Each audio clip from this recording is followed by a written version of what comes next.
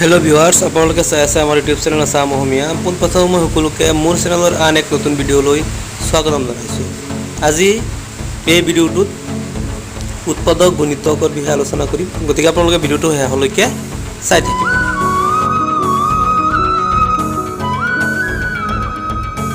ইয়াৰ আগতে এটা ভিডিঅ'ত আমি মৌলিক আৰু যৌগিক সংখ্যাৰ বিষয়ে আলোচনা কৰিছিলোঁ। তাতে উৎপাদকৰ বিষয়ে আলোচনা কৰা হৈছিল, যে উৎপাদক কোনবিলাক তাৰ বিষয়ে আলোচনা কৰা হৈছিলে। যেনেকৈ ধৰি লওক আমি এটা সংখ্যা ধৰিলোঁ 4, এতিয়া 4ক আমি কি কি সংখ্যাৰে হৰণ কৰিব পাৰোঁ? 1ৰে হৰণ কৰিব পাৰোঁ, আকৌ 2ৰে হৰণ কৰিব পাৰোঁ আৰু 4ৰে হৰণ কৰিব পাৰোঁ। গতিকে এইকেইটা যে আছে এইকেইটা হৈছে 4ৰ উৎপাদক, অৰ্থাৎ যিবিলাক সংখ্যাৰে আমি আন এটা সংখ্যাক কি কৰিব পাৰোঁ? হৰণ কৰিব পাৰোঁ। সেই হৰণ কৰিব পৰা সংখ্যাবিলাকক উৎপাদক বুলি কোৱা হয়। যেনেকৈ এটা ডাঙৰ সংখ্যা লওঁ, যদি 120 লওঁ তেনেহ'লে 120ৰ উৎপাদক আমি কি হ'ব আমি ইয়াতে কৰি উলিয়াব পাৰোঁ। 2ৰে হৰণ কৰিব পাৰোঁ, গতিকে 2 হ'ব। পিছত 3ৰে হৰণ কৰিব পাৰোঁ, গতিকে 3 হ'ব। 4ৰে হৰণ কৰিব পাৰোঁ, 4 হ'ব। পিছত 6ৰে হৰণ কৰিব পাৰোঁ, 6 হ'ব। 12ৰে হৰণ কৰিব পাৰোঁ, 12 হ'ব। এনেকৈ যিবিলাক সংখ্যাৰে আমি ইয়াক হৰণ কৰিব পাৰিম এই গোটেইকেইটা হ'ব এই সংখ্যাটোৰ উৎপাদক। ইয়াৰ পিছত গুণিতকৰ বিষয়ে জানি লওঁ। গুণিতক কি? গুণিতক হৈছে, এতিয়া মই 2 লিখিলোঁ, তাৰপিছত ইয়াতে 4 লিখিলোঁ, 6 লিখিলোঁ, 8 লিখিলোঁ, 10 লিখিলোঁ, 12 লিখিলোঁ, এনেকৈ 16, এনেকৈ লাহে লাহে আগবাঢ়ি যাব। এতিয়া এই সংখ্যাবিলাক যে লিখিছোঁ এই প্ৰত্যেকটো সংখ্যাক আমি এই 2ৰে কি কৰিব পাৰোঁ? হৰণ কৰিব পাৰোঁ। গতিকে এই যে 2ৰে হৰণ কৰিব পাৰোঁ এই গোটেইকেইটা সংখ্যা, গতিকে এই গোটেইকেইটা সংখ্যা হ'ব 2ৰ গুণিতক। অৰ্থাৎ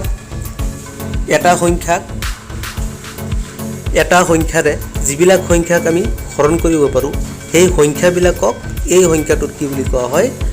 গুণিতক বুলি কোৱা হয়। অৰ্থাৎ মই আকৌ আৰু বেলেগ এটা উদাহৰণ লৈ ইয়াতে বুজাই দিছোঁ। যদি আমি 4ৰ উৎপাদক উলিয়াওঁ তেনেহ'লে 4ৰ উৎপাদক কি হ'ব পাৰে? 4ৰ উৎপাদক উলিয়ালে 4ৰ উৎপাদক 4 হ'ব, কাৰণ 4ক কি কৰিব পাৰোঁ? হৰণ কৰিব পাৰোঁ। কি হ'ব? 8 হ'ব, কাৰণ 4ৰে 8ক হৰণ কৰিব পাৰোঁ। 12 হ'ব, 4ৰে 12ক হৰণ কৰিব পাৰোঁ। পিছত 16 হ'ব, 4ৰে 16ক হৰণ কৰিব পাৰোঁ। পিছত 20 হ'ব, 24 হ'ব, পিছত 30 হ'ব, 32 হ'ব, 36 হ'ব। গতিকে এই 4ৰে যিবিলাক সংখ্যাক আমি হৰণ কৰিব পাৰিছোঁ এই সংখ্যাবিলাকে হৈছে এই 4ৰ গুণিতক। এতিয়া আৰু এটা বস্তু আমি জানিব লাগিব মৌলিক উৎপাদকৰ বিষয়ে। মৌলিক উৎপাদকৰ বিষয়ে আমি কেনেকৈ জানিম? মৌলিক সংখ্যা আমি গম পাওঁ, মৌলিক সংখ্যা যিবিলাক সংখ্যাৰ উৎপাদক দুটাই, নিজে আৰু এক, দুটাই থাকে, নিজে থাকে আৰু এক থাকে, সেই সংখ্যাবিলাকক কোৱা হয় মৌলিক সংখ্যা। যেনেকৈ 2ৰ উৎপাদক 1 আৰু 2, আৰু 3ৰ উৎপাদক 1 আৰু 3, পিছত 5ৰ উৎপাদক 5 আৰু 1। গতিকে এইবিলাক হৈছে একোটা মৌলিক সংখ্যা। গতিকে মৌলিক উৎপাদক কোনবিলাক হ'ব? এটা সংখ্যা যেতিয়া আমি উৎপাদকক ভাঙিম তেতিয়া তাৰ উৎপাদকবিলাক গোটেইকেইটা মৌলিক সংখ্যা ওলাব। 12 যদি আমি মৌলিক উৎপাদক উলিয়াওঁ হৰণ কৰি পেলাই, তেনেহ'লে আমি প্ৰথমে কিহেৰে হৰণ কৰিম? 2ৰে হৰণ কৰিম, মৌলিক সংখ্যাৰে হৰণ কৰিব লাগিব। হৰণ কৰিলে কি হ'ব? 6 বাৰ যাব। পিছত আকৌ 2ৰে হৰণ কৰিম, কেইবাৰ যাব? 3 বাৰ যাব। পিছত আকৌ কিহেৰে হৰণ কৰিম? 3ৰে কেইবাৰ যাব? এবাৰ যাব। গতিকে এই গোটেইকেইটা কি ওলাইছে? মৌলিক সংখ্যা ওলাইছে। গতিকে যিহেতু মৌলিক সংখ্যা ওলাই গ'ল আৰু ইয়াকে হৰণ কৰিব নোৱাৰোঁ, গতিকে এইকেইটা হ'ব মৌলিক উৎপাদক। এতিয়া আমি ডাঙৰ সংখ্যা যদি লওঁ এটা 525ক যদি লওঁ তেনেহ'লে আমি 5ৰে হৰণ কৰিম, 5ৰে হৰণ যাব, 5ৰে হৰণ কৰিলে এবাৰ যাব, 2ত নাযায়, পিছত আকৌ যে 5 বাৰ যাব। আকৌ এইটোক আমি 5ৰে হৰণ কৰিব পাৰোঁ, 5 যাব 2 বাৰ, যাব কেইবাৰ? 1 বাৰ। আৰু ইয়াক আমি 3ৰে হৰণ কৰিব পাৰোঁ, 3 যাব কেইবাৰ? 7 বাৰ। গতিকে 7ক তো মই হৰণ কৰিব নোৱাৰিম। গতিকে এই যে ওলাই গ'ল এই গোটেইকেইটা চাব ইয়াতে মৌলিক সংখ্যা আছে। গতিকে 525ৰ যিটো মৌলিক উৎপাদক হ'ব সেইটো হ'ব 5, 5, 3, 7। গতিকে এনেকৈ আমি মৌলিক সংখ্যাবিলাক উলিয়াব লাগে। ইয়াৰ পিছত আমি চাম গ হা ৰ বিষয়ে। গ হা আমি জানো গৰিষ্ঠ সাধাৰণ উৎপাদক। গৰিষ্ঠ বুলি ক'লে একেবাৰে ডাঙৰটো বুজাব, সৰ্বোচ্চ বা সৰ্বাধিক বুজাব। গতিকে গ হা ৰটো সম্পূৰ্ণ নাম সেইটো হৈছে গৰিষ্ঠ সাধাৰণ উৎপাদক। সেইকাৰণে মই উৎপাদকটো আগতে কৈ লৈছোঁ, গৰিষ্ঠ সাধাৰণ উৎপাদক। এতিয়া গ হা কেনেকৈ উলিয়াব লাগে আৰু ক'ত প্ৰয়োজন হয় সেইটো আমি ইয়াতে চাম। এতিয়া গ হা কেনেকৈ উলিওৱা হয় তাৰ কাৰণে 3টা পদ্ধতি আছে। প্ৰথমটো হৈছে মৌলিক উৎপাদক পদ্ধতি, তাৰপিছত চুটি হৰণ পদ্ধতি, আৰু এটা হৈছে দীৰ্ঘ হৰণ পদ্ধতি বা কলন বিধি বুলি কয়, ইউক্লিডৰ কলন বিধি বুলি কয়। গতিকে প্ৰথমটো আমি জানি লওঁ মৌলিক উৎপাদক পদ্ধতিৰে কেনেকৈ উলিয়াব লাগে মই দুটা সংখ্যা লৈছো এটা লৈছো 12 আৰু এটা লৈছো 6 12 আৰু 6 কি উলিয়াব লাগে গহা উলিয়াব লাগে গহা মানে গৰিষ্ঠ সাধাৰণ উৎপাদক আটাইতকৈ ডাঙৰ সাধাৰণ উৎপাদকটো উলিয়াব লাগে সাধাৰণ মানে 12 আৰু 6 দুটা হৰণ কৰিব পৰা যেটো সংখ্যা আটাইতকৈ ডাঙৰ সংখ্যা হেতু উলিয়াব লাগে গতিকে 12 আৰু 6 ৰ আমি প্ৰথমতে জানিব লাগিব ইহতৰ উৎপাদক বিলাক উলিয়াই লব লাগে মৌলিক উৎপাদক এতিয়া 12 ৰ মৌলিক উৎপাদক আমি যদি উলিয়াও তেনেহলে 2 যাব 12 ত কেইবাৰ 6 বাৰ পিছত 2 যাব 6 ত কেইবাৰ 3 বাৰ গতিকে 12 ৰ মৌলিক উৎপাদক ওলাইছে কি 2 2 আৰু 3 এতিয়া 12 ওলাই গল এতিয়া আমি 6 ৰ মৌলিক উৎপাদক উলিয়াম তো 6 ৰ মৌলিক উৎপাদক এনেকৈ উলিয়াব লাগিব 6 2 ৰে হৰণ কৰিব কেইবাৰ যাব 3 বাৰ গতিকে 6 ৰ মৌলিক উৎপাদক কি ওলাই গল 2 পূৰণ 3 আৰু এটা উলিয়াব পাৰে এক এটা ইয়াতে লিখি দিব পাৰে কাৰণ একেৰে তো আমি যিকোনো সংখ্যা হৰণ কৰিব পাৰো ইয়াত যদি আমি লিখি দিও এতিয়া আমি গহা উলিয়াব হলে চাব লাগিব সাধাৰণ কোন কেইটা আছে মানে কমন কোন কেইটা আছে যিকেইটা আমি দুইটা সংখ্যাৰ পৰা লব পাৰো ইয়াতে দেখা গৈ আছে এটা 2 আছে আমি দুইটা সংখ্যাৰ পৰা লব পাৰো 2 এটা 3 আছে দুইটা সংখ্যাৰ পৰা লব পাৰো গতিকে 3 এটা আৰু এটা 1 আছে দুইটা সংখ্যাৰ পৰা লব পাৰো 1 এটা গতিকে এই কেইটা পূৰণ ফলে হ'ব সংখ্যা দুটাৰ গহা পূৰণ কৰিলে 2 3 গুণ 6 6 1 গুণ কিমান 6 গতিকে 12 আৰু 6 ৰ যেটো গৰিষ্ঠ সাধাৰণ উৎপাদক আটাইতকৈ ডাঙৰ সাধাৰণ যেটো উৎপাদক হেতু হ'ব কি 6 গতিকে 6 আৰু 12 ৰ গহাও হৈছে 6 ইয়াৰ পিছত বেলেগ আৰু এটা উদাহৰণ আমি ইয়াতে ছুটি হৰণ পদ্ধতিত কৰি চাম ছুটি হৰণ পদ্ধতিত কৰিব হলে প্ৰথমে আমি সংখ্যা দুটা লৈ লও লৈছো 8 আৰু 12 লৈছো 8 আৰু 12 8 আৰু 12 কি উলিয়াব লাগে গহা উলিয়াব লাগে ছুটি হৰণ পদ্ধতিৰে উলিয়াম ছুটি হৰণ পদ্ধতি উলিয়াব হলে আমি ছুটি হৰণ পদ্ধতিৰে দুইটাক আমি কি কৰিব লাগিব হৰণ কৰিব লাগিব হৰণ কৰিবলৈ প্ৰথমতে চাব লাগিব দুইটা সংখ্যাক আমি কিহেৰে হৰণ কৰিব পাৰো মৌলিক সংখ্যাটো আমি চাব লাগিব আৰু মৌলিক সংখ্যা কোনটো মৌলিক সংখ্যাৰে দুইটা সংখ্যা কি কৰিব পৰা যায় হৰণ কৰিব পৰা যায় এতিয়া দেখাই গৈ আছে 2 ৰে হৰণ কৰিব পাৰি 2 যাব 8 ত কেইবাৰ 4 বাৰ 2 যাব 12 ত কেইবাৰ 6 বাৰ 4 আৰু 6 ওলাইছে এই দুটাক আকৌ হৰণ কৰিব পৰা যায় কিহেৰে 2 ৰে 2 যাব 4 দুবাৰ আৰু 6 যাব কেইবাৰ 3 বাৰ পিছত আৰু আমি ইয়াতে হৰণ কৰিব নোৱাৰো এনেকৈ থাকিব অৰ্থাৎ এইকিটা আমাৰ কি বাখে ওলাই গল ইয়াৰ পিছত আমি কি কৰিব নোৱাৰো হৰণ কৰিব নোৱাৰো গতিকে এই গহাৰ ক্ষেত্ৰত এই দুটা আমি ধৰিব নালাগে যিকেইটা ওলাইছে আৰু হৰণ কৰিব পৰা নাযায় সেইকেইটা আমি ইয়াত ধৰিব নালাগে বাকি যিকেইটা হৰণ কৰিছো সেইকেইটা পূৰণ কৰিলে যিমান হ'ব হেতু হ'ব এই সংখ্যা দুটাৰ গহা অৰ্থাৎ 2 পূৰণ 2 যদি কৰো তেনেহলে কিমান হ'ব 4 হ'ব 8 আৰু 12 ৰ গহা আৰু এই যেটো পদ্ধতি এইটোই সচৰাচৰ চলি থাকে আৰু এইটোৰে আমি অংক কৰাটো একেবাৰে সহজ হয় ইয়াৰ উপৰিও মই আৰু এটা ইয়াতে কৰি দেখুৱাও যেনেকৈ মই 9 লৈছো আৰু 9 আৰু 21 লৈছো 9 আৰু 21 এই দুটাৰ আমি কি গহা উলিয়াব লাগে গতিকে তো আমি প্ৰথমে ছুটি হৰণ পদ্ধতিৰে কৰিম ছুটি হৰণ পদ্ধতিৰে কৰিবলৈ কিহেৰে হৰণ যায় 3 ৰে 3 যাব 9 ত কেইবাৰ 3 বাৰ আৰু 21 যাব কেইবাৰ 7 বাৰ 3 আৰু 7 ওলাই গল আৰু হৰণ কৰিব পৰা নাযায় এটা গতিকে এইকেইটা আমি ল'ব নোৱাৰিম মই আগতে কৈছো গহাৰ ক্ষেত্ৰত এইকেইটা ল'ব নোৱাৰিব যিকেইটা লাষ্টত ওলাব গতিকে যিটোৰে হৰণ কৰিছো হেতু হ'ব যেহেতু 3 ৰে হৰণ কৰাৰ পিছত মৌলিক সংখ্যা ওলাই গৈছে আৰু হৰণ কৰিব পৰা নাযায় গতিকে 3 হ'ব 9 আৰু 12 কি গহা এনেকৈ আমি ছুটি হৰণ পদ্ধতিৰে গহা উলিয়াব পাৰো ইয়াতে দুটা সংখ্যা আমি কৰিছো ইয়াত 3টা 4টা 5টা সংখ্যাও থাকিব পাৰে সেইখিনি আমি এনেকৈ সেম পদ্ধতিত কৰিব জানিব লাগিব যেনেকৈ মই ধৰিছো 3 6 আৰু 12 লহগ উলিয়াব লাগে আৰু এটো উলিয়াবৰ কাৰণে প্ৰথম এনেকৈ একেলগে হৰণ কৰিব লাগিব কিহেৰে কৰিব পাৰো 3 ৰে কৰিব পাৰিম 3 ৰে হৰণ কৰিলে কেইবাৰ যাব এবাৰ যাব 6 দুবাৰ যাব 12 কেইবাৰ যাব 6 বাৰ যাব গতিকে এই 3টাক তো আমি কোনো সংখ্যাৰে হৰণ কৰিব নোৱাৰো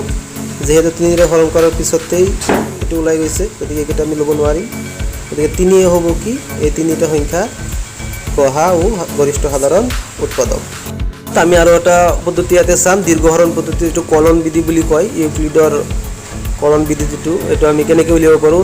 হেতু কৰিব কাৰণে আমি যিকোনো দুটা সংখ্যা লও এই লগ আমি 10 আৰু 120 লৈছো গতিকে এই দুটাৰ গহাও আমি উলিয়াব লাগে গতিকে ছুটি হৰণ পদ্ধতিৰে আমি হৰণ কৰিবলৈ উলিয়াব পাৰো ইয়াতকে আমি দীৰ্ঘ হৰণ পদ্ধতিৰে উলিয়াব পাৰিম কেনেকৈ যেটো সৰু সংখ্যা সেই সংখ্যাটোৰে ডাঙৰ সংখ্যাটো আমি দীৰ্ঘ হৰণ পদ্ধতিৰে এনেকৈ হৰণ কৰিম হৰণ কৰিলে কেইবাৰ যাব আমি চাম এতিয়া এটা 10 আছে 120 আছে 10 আৰু 100 একেবাৰে হৰণ কৰিব পৰা হ'ব লাগিব ইয়াতে 10 120 ত কেইবাৰ যায় 12 বাৰ যায় 12 বাৰ গলে কি হ'ব 120 কিহেৰে হৰণ কৰাৰ পিছত 12 হৈছে 10ৰে গতিকে 10 হ'ব এই সংখ্যা দুটাৰ কি গহাও আৰু এটা মই ইয়াতে কৰি চাও বোলে 12 লৈছো আৰু এহ 24 লৈছো এটা আমি গহাও উলিয়াব লাগে দীৰ্ঘহৰণ পদ্ধতিৰে উলিয়াম প্ৰথমতে আমি এনেকৈ কৰি চাম কেইবাৰ যায় কেইবাৰ যাব 12 124ত সম্পূৰ্ণৰূপে তো নাযায় কিন্তু কেইবাৰ যাব হেতু আমি ইয়াতে চাব লাগিব 10 বাৰ কাৰণ 11 বাৰ গলে 144 হৈ যায় 10 বাৰ যাব অৰ্থাৎ 10 বাৰ গলে কিমান হ'ব 120 হ'ব বাকি থাকিব কিমান 4 এই 4 বাকি ৰৈ গল এৰকম বাকি 4 থাকিলে নহব শূন্য উলিয়াব লাগিব তাৰ কাৰণে আকৌ এই 4 ৰে যেটো বাকি ওলাইছে হেতুৰে ইয়াক আমি কি কৰিম হৰণ কৰিম অৰ্থাৎ 12 হৰণ কৰিম 12 হৰণ কৰিলে কেইবাৰ যাব 3 বাৰ যাব 3 বাৰ গৈ পেলাই 12 হ'ব বাকি থাকিব কিমান শূন্য যেহেতু শূন্য ওলাই গল এতিয়া আমি চাব লাগিব কি সংখ্যাৰে হৰণ কৰাৰ পিছত শূন্য হৈছে ইয়াতে দেখাই গৈ আছে 12 ৰে হৰণ কৰাৰ পিছত 4 বাকি আছিল আকৌ 4 ৰে যেতিয়া 12 হৰণ কৰিলো তেতিয়া বাকি শূন্য ওলাই গল অৰ্থাৎ 4 ৰে হৰণ কৰাৰ পিছত বাকি কিমান ওলাইছে শূন্য ওলাইছে এদিকে 4 হ'ব 12 আৰু 124 ৰ কি গহাও এনেকৈ আমি দীৰ্ঘহৰণ পদ্ধতিৰে গহাও উলিয়াব পাৰো আৰু এটা কৰো এনেকুৱা তে মই ইয়াতে ধৰিলো 60 আৰু 620 তে এটো আমি কৰি চাও কি হয় দীৰ্ঘহৰণ পদ্ধতিৰে কৰিম এতিয়া চাম 60 120ত কেইবাৰ যায় 120ত 60 কেইবাৰ যায় এটা আমি উলিয়াব লাগিব গতিকে 11 বাৰ গলে বেছি হৈ যাব 660 হৈ যাব গতিকে এটা 10 বাৰই যাব 10 বাৰ গলে কিমান হ'ব 600 হৈছে বাকি ইয়াতে বাকি কিমান থাকিব 20 যেহেতু বাকি 20 ওলাই গল বাকি কিমান ওলাইছে 20 বাকি তো শূন্য ওলাব লাগিব তেতিয়াহে আমি গহাও বুলি ক'ব পাৰিম এতিয়া যেতিয়ালৈকে বাকি শূন্য নোলায় তেতিয়ালৈকে আমি কৰি থাকিব লাগিব এনে কৰিম এই বাকি হেৰে এটো 60 আমি হৰণ কৰিম অৰ্থাৎ 60 যদি আমি হৰণ কৰো 20 60 কেইবাৰ যায় 3 বাৰ যোৱাৰ পিছত ইয়াত কি হৈ যাব 60 শূন্য ওলাই যাব অৰ্থাৎ বাকি কিমান ওলাই গল শূন্য ওলাই গল যেতিয়া বাকি শূন্য ওলাই গল আমাৰ অংক হে যেটো সংখ্যাৰে হৰণ কৰাৰ পিছত বাকি শূন্য ওলাইছে এই সংখ্যাটোৱে হ'ব 60 আৰু 620 ৰ কি গহাও এনেকৈ আমি দীৰ্ঘহৰণ পদ্ধতিৰে গহাও উলিয়াব পাৰো গতিকে ইয়াতে মই তিনিটা পদ্ধতি আলোচনা কৰিলো গহাও উলিওৱা প্ৰথমটো আমি মৌলিক উৎপাদক পদ্ধতি পিছত আলোচনা কৰিলো ছুটি হৰণ পদ্ধতি আৰু এটা আলোচনা কৰিলো দীৰ্ঘহৰণ পদ্ধতি গতিকে এনেকৈ আপোনালোকে যেটো সহজ হয় সেই পদ্ধতিৰে আপোনালোকে গহাও উলিয়া অংকবিলাক কৰিব পাৰে আৰু ইয়াতে কৈ দিও গহাও কেতিয়া উলিয়াব লাগে যেতিয়া কোনো এটা প্ৰশ্নত সৰ্বাধিক সৰ্বোচ্চ আটাইতকৈ বেছি এনেকা প্ৰশ্ন দিয়া থাকে তেনেহলে তেতিয়া আমি গহাও উলিয়াব লাগিব যদি এনেকৈ দিয়া থাকে যে দুটা সংখ্যা দিয়া থাকে যে এই দুটা সংখ্যা আটাইতকৈ কিমান ডাঙৰ সংখ্যাৰে বা সৰ্বাধিক কিমান ডাঙৰ সংখ্যাৰে বা সৰ্বোচ্চ কিমান সংখ্যাৰে আমি ইয়াক হৰণ কৰিব পাৰো তেতিয়া আমি সংখ্যা দুটাৰ কি উলিয়াব লাগিব গহাও উলিয়াব লাগিব অৰ্থাৎ গহাও যেতিয়া উলিয়াব দিয়ে বস্তু এটাৰ কি সৰ্বাধিক সৰ্বোচ্চ বা আটাইতকৈ বেছি যদি আমাক উল্লেখ কৰি দিয়ে তেনেহলে আমি সদায় কি উলিয়াম গহাও উলিয়াম ইয়াৰ উপৰিও গহাওৰ আৰু কিছুমান ইয়াতে জানিবলগীয়া কথা আছে যেনেকৈ যদি দুটা মৌলিক সংখ্যা থাকে 1 নহয় ধৰি লওক 3 আছে আৰু 7 আছে যদি কয় এই দুটা সংখ্যাৰ গহাও কিমান হ'ব এতিয়া আমি ছুটি হৰণ পদ্ধতিৰে যদি কৰিব যাও তেনেহলে দেখা গৈ আছে 3 আৰু 7ক একৰ বাহিৰে কোনো সংখ্যাৰে কি কৰিব নোৱাৰো হৰণ কৰিব নোৱাৰো মানে এই দুটা হৈছে সহমৌলিক সংখ্যা অৰ্থাৎ ইয়াত 3 যাব 1 যাব 3 বাৰ 7 এই আগতে ওলাই গল গতিকে একৰ বাহিৰে কোনো সংখ্যাৰে কি কৰিব নোৱাৰো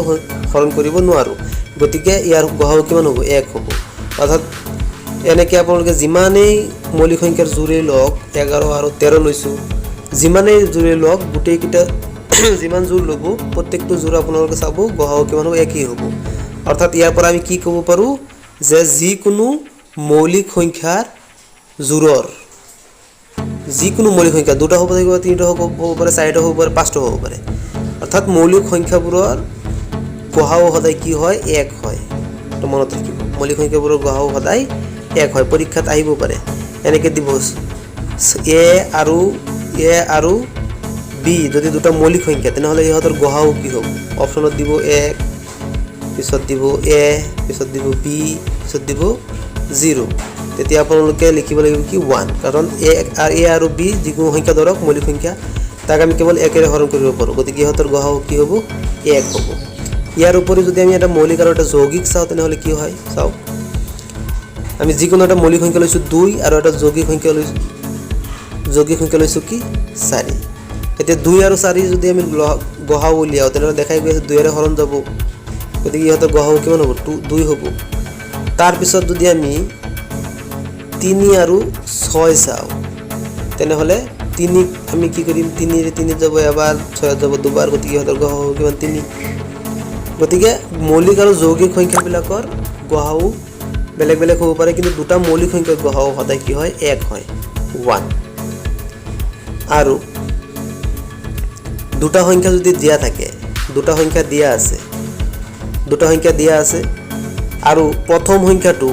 বা যিকোনো ইয়াৰ ভিতৰত যিকোনো এটা সংখ্যা যদি আন এটা সংখ্যাত কি যায় সম্পূৰ্ণৰূপে হৰণ যায় তেনেহ'লে সেই সংখ্যাটোৱে হ'ব এই সংখ্যাৰ যোৰটোৰ গহাও অৰ্থাৎ ইয়াত দিয়া আছে 3 আৰু 6 ৰ গহাও গতিকে 3 ৰে আমি 6 সম্পূৰ্ণৰূপে হৰণ কৰিব পাৰোঁ গতিকে 3 হ'ব এই যোৰটোৰ কি গহাও বা এনেকৈও দিব পাৰে যদি 12 দি দিয়ে আৰু 144 দিয়ে তেনেহ'লে আমি চাব লাগিব সম্পূৰ্ণৰূপে হৰণ যায় নেকি যায় 12 ৰে আমি 144 ক সম্পূৰ্ণৰূপে হৰণ কৰিব পাৰোঁ 12 বাৰ যাব গতিকে ইয়াৰ গহাও কিমান হ'ব 12 হ'ব এনেকৈ যদি দুটা সংখ্যা দিয়া থাকে তাৰ পৰা এটা সংখ্যা আন এটা সংখ্যাত যদি সম্পূৰ্ণৰূপে হৰণ যায়